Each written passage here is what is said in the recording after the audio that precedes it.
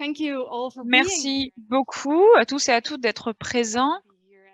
Je suis ravie de pouvoir être ici avec vous et de pouvoir vous parler de tout ce qui me tient vraiment à cœur. C'est ma passion, le développement du talent. Et je travaille avec les jeunes. Je vais aujourd'hui vous faire une présentation sur les aspects plus pratiques, même si je suis également scientifique, mais moins que Joe et Kevin. Donc Sergio m'a déjà présenté, donc je vais rester brève, mais je suis scientifique du sport et je me concentre sur le développement des jeunes et du talent et du sport. Et je travaille à l'université de Oldenburg. Je fais beaucoup de travail bénévole et je voulais voir comment on pouvait introduire cette partie. Je suis entraîneuse et coach au club de tennis de table local. Je suis entraîneuse et je fais partie de différents réseaux d'entraînement régionaux et je vais vous en parler aujourd'hui puisque c'est un environnement de talent dont j'aimerais vous parler. Je fais partie également de la fédération de tennis de table et je suis un parent de sport. Voilà, ma fille est sur la première photo, mais vous allez la revoir dans d'autres euh, diapositives. Elle participe à un programme intensif d'entraînement. Donc, j'essaie vraiment de combiner tout de la meilleure façon possible pour soutenir tous les enfants qui sont dans ce genre de contexte. Donc, aujourd'hui, j'aimerais vous parler de tennis de table, pas particulièrement ma fille, mais les jeunes qui participent à ces programmes d'entraînement intensif et se trouvent dans un environnement qui requiert beaucoup de persévérance, de discipline. Et comment rester à jour? Donc, les enfants sont au centre de ce que l'on fait et on veut les aider du mieux possible. Donc, quelque chose d'un peu différent par rapport au point de vue scientifique. Je voulais vous parler peut-être plutôt du côté politique. Comment est-ce que l'on fait les choses aux Pays-Bas? Quelles sont les politiques de nos fédérations? Comment est-ce que ceci est traduit aux politiques régionales et au niveau des clubs? Ensuite, je voulais parler un petit peu de la recherche et comment on met ceci en œuvre et la question de la pratique au quotidien, donc dans ces programmes de talent intensifs. Donc, pour vous parler un petit peu de la politique et un petit peu de contexte historique, ce que nous avions il y a 2 ans et qui existait depuis 10 ans, c'était des programmes de développement de talent qui étaient affiliés aux politiques du comité olympique néerlandais. Et ceci était lié directement aux résultats de performance de nos équipes ou joueurs nationaux. Donc, si vous aviez de bons de résultats, vous pouviez avoir de meilleurs programmes de développement ou de systèmes pour les enfants. Si vous n'aviez pas de bons résultats, les fonds, les financements étaient réduits et on ne vous soutenait plus. Et à ce moment-là, on avait de bons résultats, en particulier chez les équipes féminines. Et à l'époque, on avait des positions centrales, le point rouge sur la carte là, donc au centre-est des Pays-Bas, un centre d'entraînement national, et, et différents enfants participaient à ces programmes. Mais c'était 1 à 4 joueurs qui s'entraînaient beaucoup et qui avons des rassemblements centrés pour jouer les uns contre les autres et avoir un bon programme d'entraînement. Mais à partir de l'âge de 15 ans, ces enfants rejoignaient le centre d'entraînement national et auraient des changements dans leur système scolaire. Donc, pour avoir cette question de double carrière. Et pour ces enfants, ce n'était pas une mauvaise situation. Ça pourrait être une bonne opportunité pour la formation, pour les jeux, les matchs. Mais lorsque l'on a réfléchi à ces politiques, on s'est rendu compte que on avait un faible niveau d'enfants qui rejoignaient ce programme de développement du talent. Ce que l'on a vu, c'est que le niveau de compétences techniques, de compétences fondamentales, motrices des enfants qui participaient dans des clubs était en déclin. Et d'autre part, on avait des résultats assez décevants de nos équipes internationales et nationales. Et donc, on a réfléchi, on s'est dit comment est-ce que l'on peut apprendre de cette situation, comment est-ce que l'on peut continuer à l'avenir, comment est-ce que l'on peut restructurer ces programmes de talent, avoir une différente base Et c'est pour cela que l'on a développé les réseaux d'entraînement régionaux, les RTN, pour les mettre dans une situation, une meilleure situation pour vraiment avoir plus d'enfants d'entraîner à un meilleur niveau. Donc, quelles sont les opportunités pour avoir plus de joueurs? Il faudrait avoir une coopération régionale entre clubs. Et comme ça, on pourrait capitaliser les grandes possibilités que nous avons. Nous avons environ 500 clubs de tennis de table. C'est une très grande capacité d'action si nous l'utilisons à bon escient. Donc, l'idée, c'était de développer une meilleure base, une base plus vaste pour avoir un pic plus haut. Et l'un des premiers réseaux, c'était notre réseau d'entraînement régional à Oust. Donc, c'était on a eu différents points de commencement. On a dit à la fédération, on veut avoir des joueurs qui sont au centre de ce que l'on fait. On veut avoir des programmes plus individualisés pour soutenir les enfants sur leur objectif personnel. Il faut que ce soit des programmes de haute qualité. Donc, il faut avoir des entraîneurs, des coachs expérimentés, bien formés. Et comme ça, on pourra participer aux compétitions au niveau international. On voulait pas avoir un programme qui avait juste des joueurs de haut niveau. On voulait aussi avoir cette question de pouvoir participer aux tournois internationaux. Et on a vu dans les politiques qu'il fallait faire attention aux compétences techniques, mais également aux aspects mentaux et physiques. Il fallait prendre ces choses en compte. Et donc, nous avons vu que le niveau était déjà bas aux Pays-Bas et on a vu des tournois internationaux. Et on s'est dit, bon, d'accord, il faut pas seulement qu'on aide les enfants, mais il faut qu'on aide les clubs, les formateurs, les entraîneurs, pour qu'ils puissent soutenir les enfants correctement. Donc, le développement des clubs et des entraîneurs a fait partie de notre politique. Et s'ils se concentrent sur ce qui est écrit, il y a encore beaucoup d'espace pour des contributions. Il faut que l'on ait plus de détails. Donc, c'est ce que l'on a fait.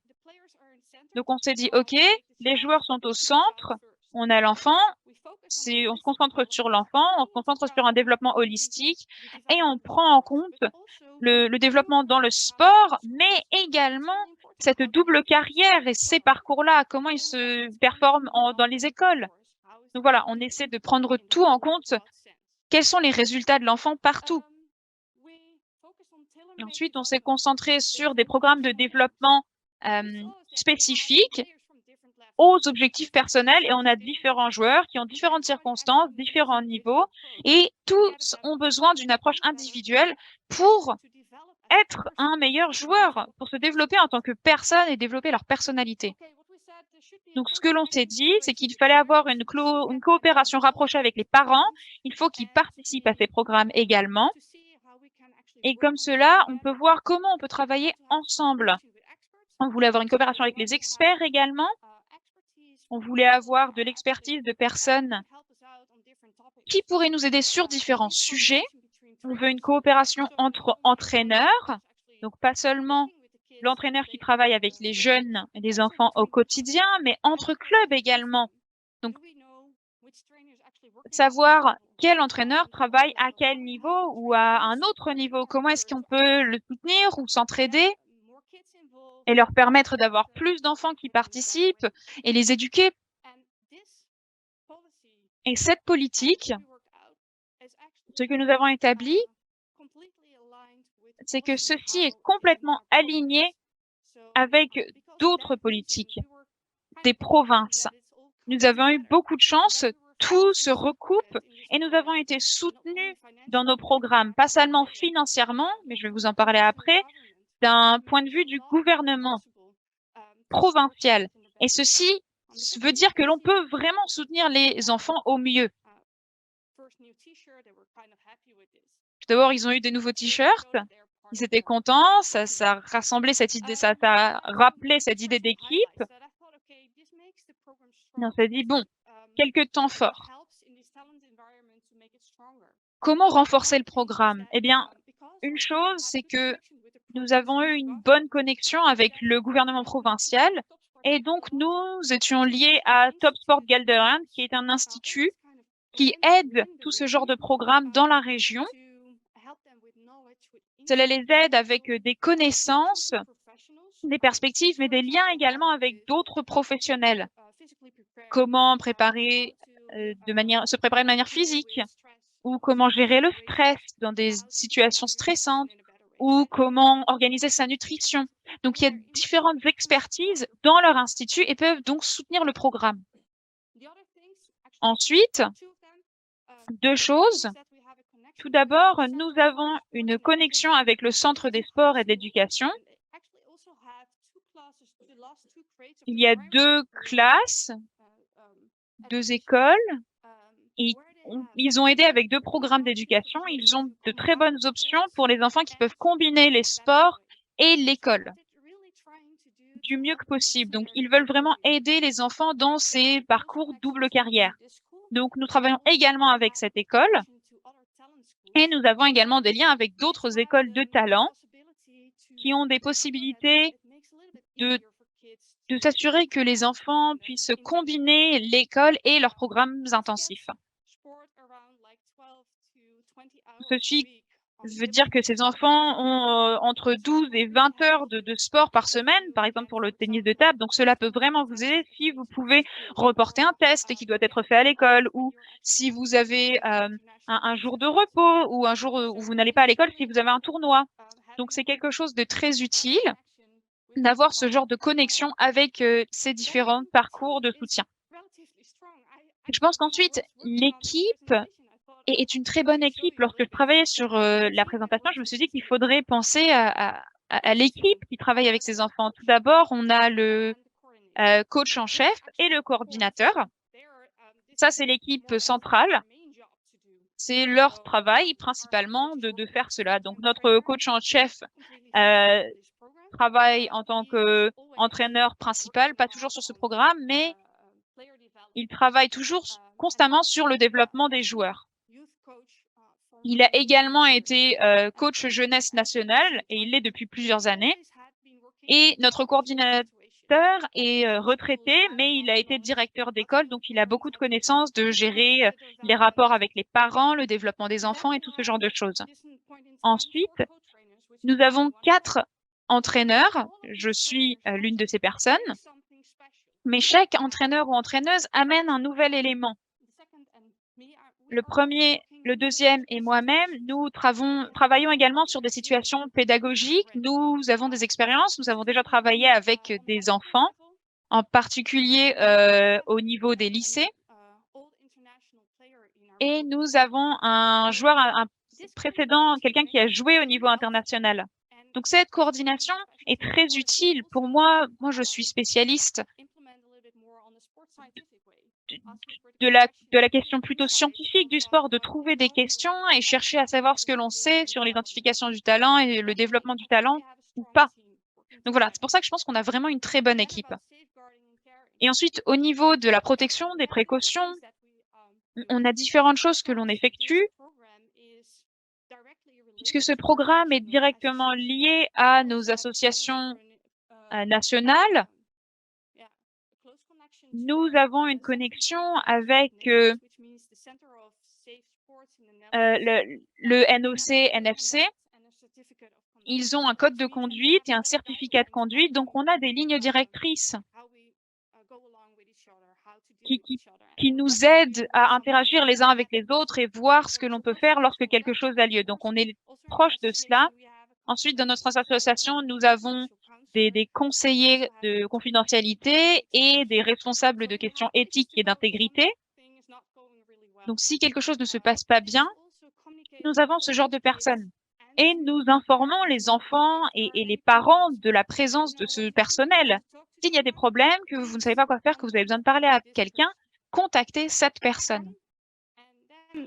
Et finalement, nous voulions également donner aux enfants dans le programme une voix. Comment est-ce que vous pouvez vous gérer les uns les autres? L'une des premières choses que l'on a fait dans notre programme, c'était ce rôle du psychologue du sport. On les a rassemblés et ils ont cherché à voir comment ils pouvaient parler ensemble, qu'est-ce qui est important pour vous, qu'est-ce qui est important pour nous en tant que groupe, comment est-ce que l'on peut s'occuper les uns des autres.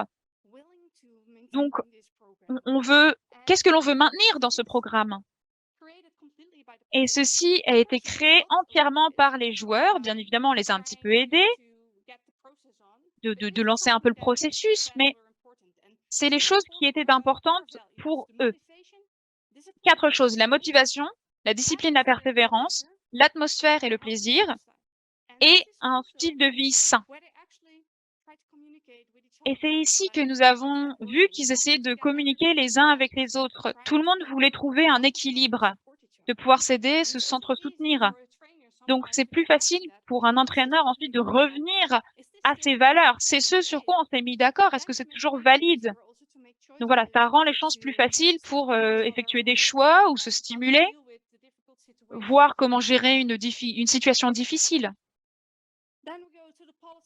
Ensuite, on passe aux politiques des clubs. Donc ici, on a un groupe de différents clubs et ceci est lié au réseau d'entraînement régionaux. Ils soutiennent le programme, ils soutiennent les joueurs pour qu'ils continuent dans le programme et ils ont aligné leur politique par rapport à certains éléments de développement avec notre programme.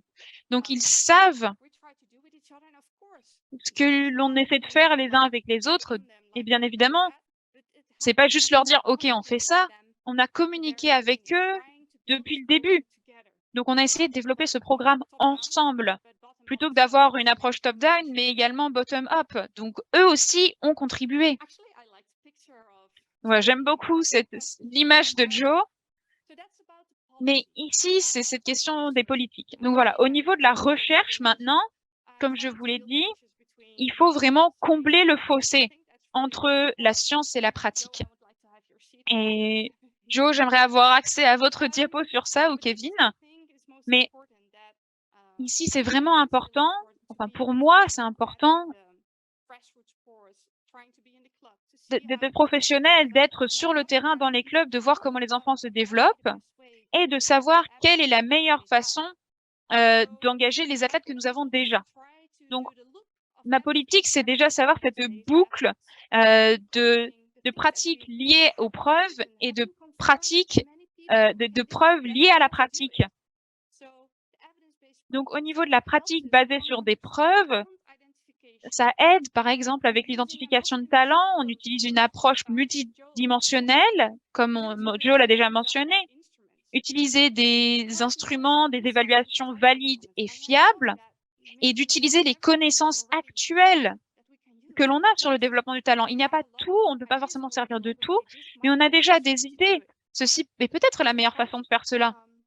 Donc voilà, d'essayer d'utiliser les connaissances qui existent déjà. Et ensuite, d'utiliser des preuves qui viennent de la pratique. Qu'est-ce que l'on a appris de la pratique? Donc ça, c'est les preuves basées sur la pratique et il y a beaucoup de choses qui ont lieu là. Comment est-ce que l'on peut avoir des approches holistiques valides écologiquement, prendre en compte le contexte dans lequel on travaille? Et ceci peut vraiment nous aider à avoir des outils plus pratiques, des pratiques de programmation plus faisables. Ceci signifie que l'on parle des différents sujets avec les entraîneurs, les coachs, voir comment on peut faire les choses de la meilleure façon possible. Donc, c'est ici que je suis une petite araignée sur la toile. J'essaie de continuer à avancer, à apprendre ce qui se passe dans la pratique, ce qui a déjà été fait dans la recherche, si ce n'a pas été encore fait, est-ce que l'on peut le faire, de lancer un projet et ensuite soutenir la pratique du mieux possible. Donc, c'est ce que l'on cherche vraiment à faire avec la fédération de tennis de table allemande. On essaie de les aider dans la pratique. Et ici, il ne s'agit pas seulement de l'entraîneur, on a d'autres disciplines qui sont importantes. C'est d'autres disciplines avec lesquelles on travaille. On a les diététiciens avec qui on peut travailler, les psychologues du sport, les entraîneurs physiques et les physiothérapeutes du sport qui essaie d'utiliser différentes politiques qui sont basées sur des preuves dans ces domaines pour aider les enfants.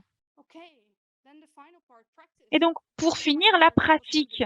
Donc, c'est ma fille, elle était un petit peu plus jeune là, Georgia. Elle avait 13 ans sur la photo.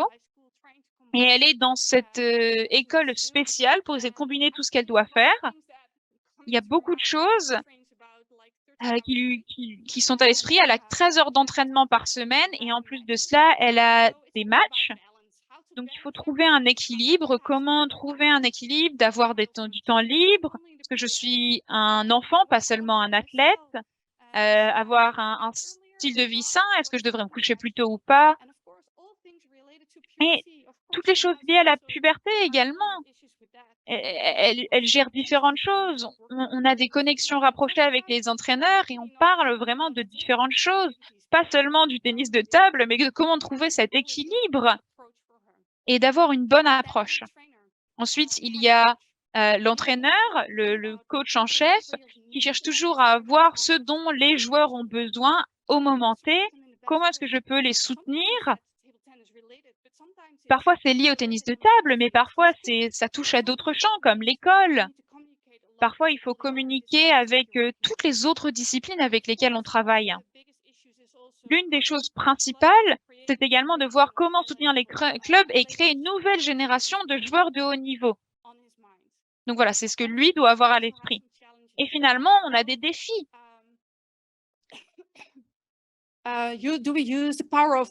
Comment est-ce que l'on peut utiliser le pouvoir des clubs de sport régionaux? Est-ce que l'on peut vraiment l'utiliser? Est-ce qu'ils vont bien vouloir coopérer? Est-ce que les choses vont avoir lieu? Est-ce que l'on ne leur vole pas des joueurs? Ok, vous venez à mon club parce qu'on a une meilleure équipe, tous ces problèmes-là. Donc, voir si on peut développer plus de confiance, travailler ensemble et faire les choses bien. Ça, c'est vraiment un défi. L'éducation des entraîneurs, d'avoir des entraîneurs qualifiés est un problème majeur. Il faut que l'on ait plus d'entraîneurs qui participent au niveau des clubs pour avoir plus d'enfants qui sont actifs dans le sport, qui s'amusent, qui aiment le sport. Ensuite, une autre chose qui est un problème pour les groupes de joueurs talentueux ou qui font partie de ce programme intensif, c'est de savoir qui est en charge, qui est responsable, qui prend les décisions. Et ça, c'est un défi. Et bien évidemment, comment est-ce que l'on peut garder cela pour l'avenir? Donc, j'ai un peu réfléchi par rapport aux règles d'or iCoach Kids. Je crois qu'il me reste que 2 minutes. Donc, on a les 10 règles d'or du iCoach Kids Pledge. Et je pense que on répond à certains critères, mais d'autres, il faut encore travailler dessus. Ce genre de programmes de talent ne sont pas toujours censés être inclusifs. Parfois, c'est assez exclusif. C'est spécial pour ceux qui ne peuvent pas, que ceux qui peuvent participer. Donc, à l'heure actuelle, nous n'avons pas encore de vraies procédures de sélection. Il y a les enfants qui veulent vraiment le faire. Mais si on a de plus en plus d'enfants, comment est-ce que on va décider qui a accès au programme ou non? Donc, on a quelques problèmes que l'on rencontre ici. Et ce que j'ai également envisagé, c'est le compas du sport jeunesse. On travaille avec différentes universités et on a cherché à voir qu'est-ce que l'on peut développer, quel climat de développement veut-on souligner. Je vais vous parler un petit peu plus de cela durant la pause. Je crois que je suis à court de temps, mais voilà. Je pense qu'on va en arriver à la session questions-réponses. J'espère que ça vous donne une meilleure idée de nos politiques, la recherche que nous utilisons et la pratique que l'on met en œuvre au quotidien. Donc, si vous voulez me contacter, n'hésitez pas à me contacter. Il y a mon mail à l'écran.